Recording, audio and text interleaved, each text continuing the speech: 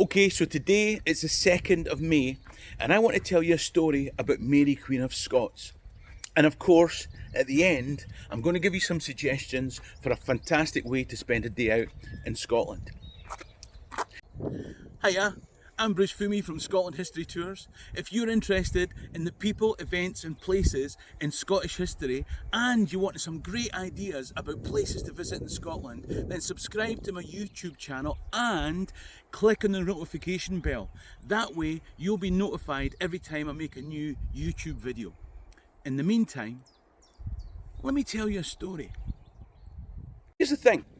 So many films have been made, books have been written, plays have been performed, and TV series have been aired about Mary, our lives, our challenges, that it's easy to forget that Mary spent most of her adult life as a prisoner. Of course, she was queen in Scotland. Yes, she was queen in France. But way more than that, she spent her time as a prisoner in England. But today, I want to tell you a story about her as a prisoner in Scotland. And I'm going to tell you that story as I take you on my coronavirus walk.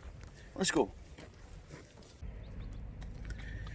Now, the wonders of internet technology are such that I realise you might be watching this in the year 2050. And you might be asking the question, Mum, what's a coronavirus walk? Let me explain. In the early part of the 21st century, the people that controlled the world were politicians and bankers.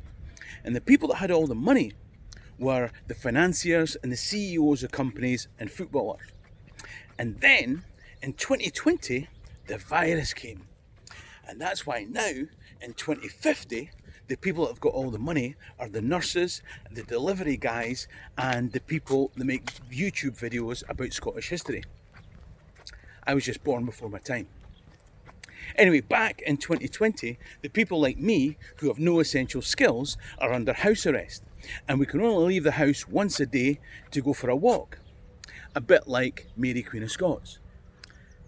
And so today on my coronavirus walk, I want to tell you a story that happened on the 2nd of May when Mary Queen of Scots was in prison in Scotland.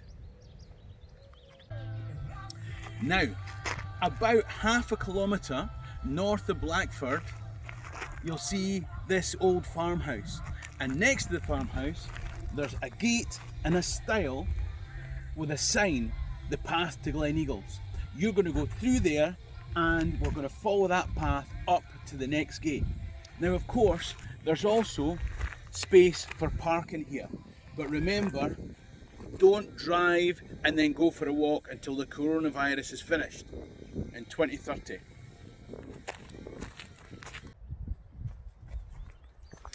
Now, Loch Leven Castle is a venue that turned out to be the first of what ended up being 20 years of imprisonment for Mary. But Loch Leven Castle was a perfect place to keep a prisoner. It was a castle. So it had a tower, it had lockable doors, it had a curtain wall, but better still, it was on an island in a loch, so there was a stretch of water between the prisoner and civilization. Now, when Mary arrived at Loch Leven Castle, there were two young lads there. One, 18-year-old, called George Douglas, and the other, a 16-year-old called Willie Douglas.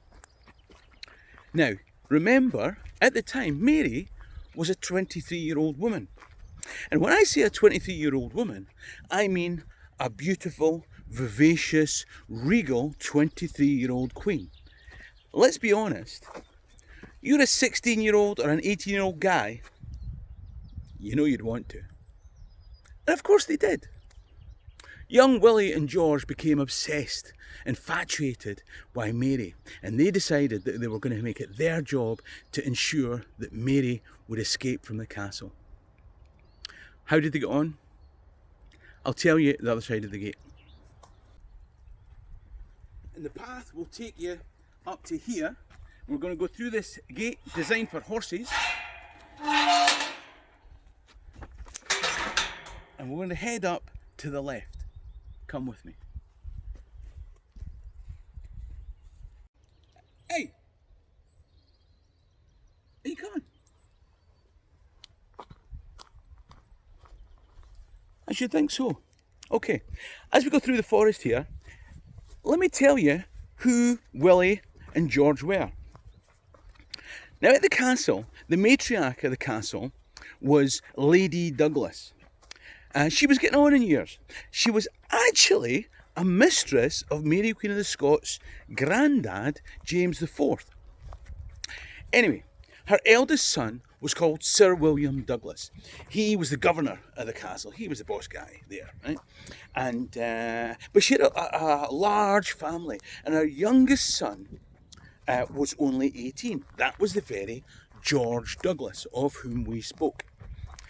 Now, Sir William Douglas himself, he had a natural son. That's one that they didn't tell the child support agency about. And he was the 16-year-old Willie. And Sir William Douglas was just about to find out what a wee bastard Willie was. So, it's the 2nd of May, 1568. Around 6 weeks ago, young Willie and young George have made an attempt to get Mary Queen of Scots free. Obviously, they live in a castle on an island, but somebody's got to do the washing. And obviously the washing has to be sent to shore, back and forward, to get done. Ha! You see what's going to happen here, don't you? They decide to dress Mary up as a washerwoman, so that when the linen has been taken back to shore, they'll take her on the boat, take her back to shore, and they'll escape. A cunning plan. So, they execute the plan, and it's a bit of an uphill struggle. I'll be honest with you, right? They execute the plan, and they manage to get Mary out of the castle, and they manage to get her onto the boat.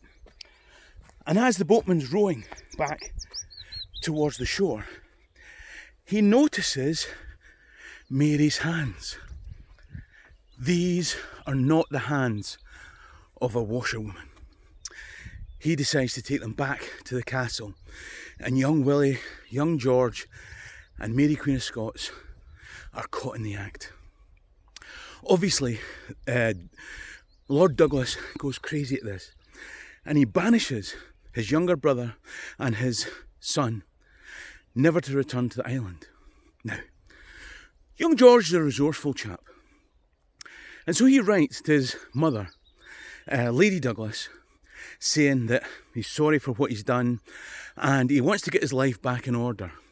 And in order to do that, he's going to go and start afresh in France. The only problem is that he can't take young Willie with him to go to France. And so young Willie has to go back to the castle. Now, the people in the castle think that George has headed off to France, but in actual fact, he's still in Scotland, scheming with the Earl of Seaton and keeping in secret communication with young Willie on the island. Now, after a little while, a boatman comes across with a pearl, one of Mary's pearl earrings. And he gives the story that what's happened is that that George has found somebody who he suspects to have stolen the earring, and he's returning it to its rightful owner. But in fact, this is a signal for another escape plan. So the May Day celebrations are approaching, and young Willie persuades his dad that for the May Day festivities, Willie should be the Abbot of Unreason. Now, the Abbot of Unreason is basically the guy that organises the piss up in the brewery. He's the guy that plans all the drinking games and all the festivities, the master of ceremonies of all the stupidity that goes on in May Day. And his dad agrees. Here's when Willie starts to put his plan into action. Because on the day before the events start, what he does is he nails all the boats to the pier apart from one, the one he's going to use to escape. He then manages to persuade the guards that they don't need to be on the door for this day, that they can come in and get involved in the festivities. Great. The only problem is that the guards think, yes, but we need to lock the doors and give the keys to your father. Damn it! But Willie, of course, is dexterous, and what he does is that as he's prancing around with all the May Day festivities, he's got everyone as drunk as he possibly can, and he's left his dad. His dad is in the great hall, sitting at the great table at the front, and he's a bit sozzed, and he's left the keys to the castle on the table. And as Willie prances around, he drops accidentally a handkerchief onto the keys, and then, with manual dexterity that Paul Daniels would have been proud of, Penn and Teller, choose whatever magician you want. He drops the handkerchief onto the keys, and then as he picks up the handkerchief, he replaces the keys with dummy keys, and then he leaves, locks the door, locking everyone inside. He gets Mary from her room above in the main, what do you call it? The main building, and the keep. And he gets her down. She's dressed again as a servant. They get on the one boat that's available, and they head across the water. Now, Willie's dad can see, if you go to Loch Leven Castle, which I recommend you do, you can see from the window right back across to the side of the loch. And he can see young Willie heading out. He must have been furious. And even if he manages to get out of the castle, all the boats are nailed to the pier. What a fantastic day. Mary's going across the island. Now, I don't know if you've noticed, as we've wandered around, all the yellow in the background. If you're not from Scotland, these are whins, and they come out in springtime, and then they're followed by another yellow plant, the broom, and they're indigenous to Scotland. And this is the time of the year when Mary would have escaped. And can you imagine having spent 11 months on that island prison to be coming across the waters of Loch Leven, and on the mainland she must have seen yellow whin just like this. And to her it must have seemed like the dawn of a new springtime in our reign. How wrong could she be? So as Mary Queen of Scots headed across the waters of the Loch Leven, she must have thought that this was a new dawn. In truth, it wasn't. She spent less than 2 weeks out of that prison before our forces were defeated at the Battle of Langside, and then she made that fateful decision to head to England, another 19 years in prison. There's never really a happy ending to a story about Mary Queen of Scots. So let me give you a happy ending to this video, because what I'm going to do is I'm going to take you across this path and up on the other side to show you a beautiful view, and I'm going to give you some suggestions for a great way to spend a day out in Scotland. Come on. And so what you're going to do is you're going to follow the path across between the two curling ponds and up the slight hill up here, and it's going to bring you to where I filmed the intro shot for the YouTube channel. It's a beautiful view, isn't it? And this would be a lovely place to come to end a great day out in Scotland. But where are you going to start? Obviously, you're going to go to Loch Leven.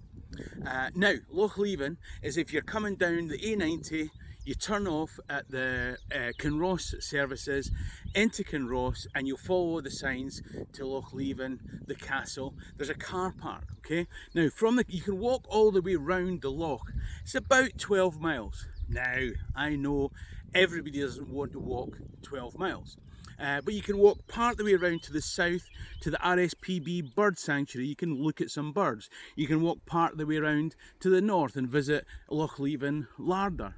But of course, what you must do is take a boat trip across to Loch Leven Castle. Now, Loch Leven Castle is an historic Scotland site. Don't just turn up. They only take 12 people in the boat at a time. So go onto the Historic Environment Scotland website and book your tickets in advance. It's around £9 for the boat trip, takes you out. They go about every 40 minutes. 40 minutes will be enough time to go out, as the island's not big, go in, have a look around the castle. On a day like this, it's absolutely stunning going across in the boat and having a walk around the island. When you come back, whether you want to go for a walk or whatever, then from there, come over to this point. Now, I'm going to put a Google map underneath, beneath the YouTube clip, to show you, not to take the motorway round, but I'm going to show you a Google map that takes you on all the little B roads up and over the Path of Condy, down through Dunning. As you pass on the other side of Dunning, between Dunning and Ochterardar, there will be the only monument to a named witch in the country that you can stop and have a look at. Now, I'm sure you probably want to have a bite to eat along the way. And in Milnathort, when you come through Kinross to the north, there's a little village called Milnathort, and right at the cross there's a little place called Heaven Sent. Lovely little quaint little place. The people are really helpful and nice. I've enjoyed many a coffee or a light lunch in there. Go in there. Or depending on what you do early in the day, you might want to leave it till later on. And when you come over to this area, to Ochterardar, there's a lovely little place called Cafe Kiza. Why not try that out in the high street in Ochterardar? The co-op car park is right next to it, so hopefully you'll get parking if you're lucky. Or if you want to go a little bit more upmarket, why not have your tea, your afternoon tea at Gleneagles? Gleneagles is about a mile that way, and they do a spiffing afternoon tea. Treat yourself, and you can end up here. There's going to be Google Maps down below. If you've got any questions, any thoughts, or any, oh yes, of course, like and share the video. Yes, subscribe to the YouTube channel, and of course hit that notification bell so that you get all the notifications whenever new videos come out. Okay, I'm now going to head back down. I'm not going to go the way I came. I'm going to go across the path, and then I'm going to turn to the left to head all the way back down to the roadside. But if you're ever in doubt, why not get a tour guide? Hammy and Dochas can be la ma live. Cheery and Rasta.